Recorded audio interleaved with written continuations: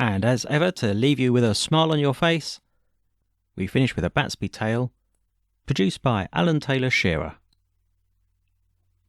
From batsby.blogspot.co.uk.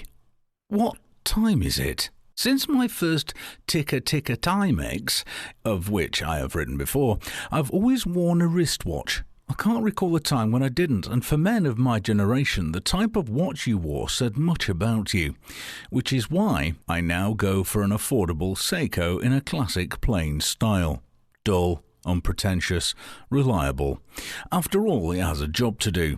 Not for me the trendy gigantic face nor the chronometer with too many buttons, none of which serve any useful purpose. Breitling, Rolex, Cartier et al.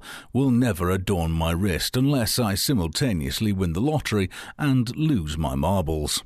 Like my choice of car, your choice of watch often says less flattering things about you than you'd like. And for the cost of a Navitimer, it could buy a half-decent set of nondescript wheels.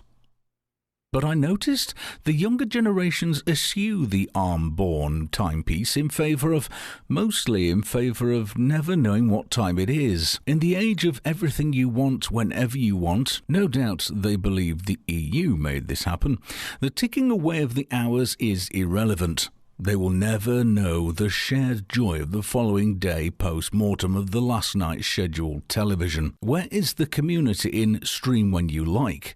Only punctuality appears to become a bygone courtesy.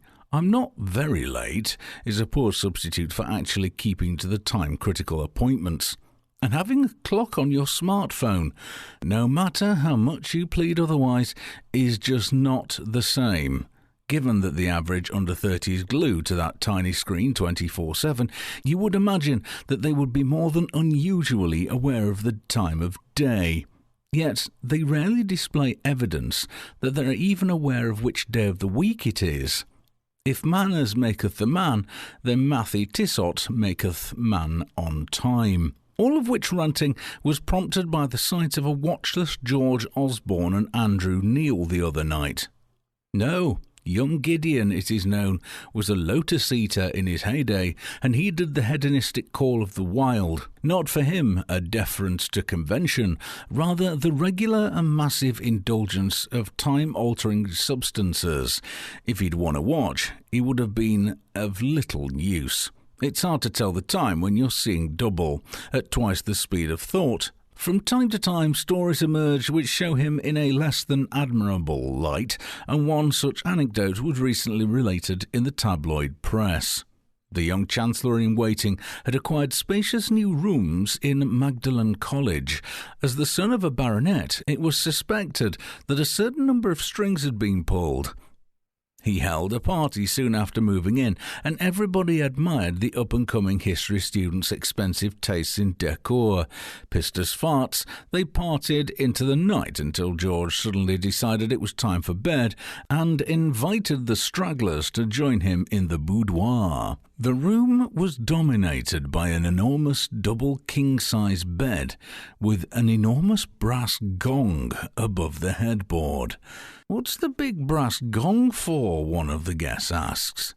"That's no gong," slurred George. "That's a talking clock." The guests looked at each other. By now, everybody was exceptionally squiffy. "A talking clock? Seriously?" asked the Inquisitor incredulously. "Sure," said Osborne. "I'll show you." He picked up the beater and struck the gong hard. The sound waves pounded the air in the room and everybody flinched. Then, as the reverberations were dying away, they heard from the next room, "You idiots, it's 3:30 in the morning."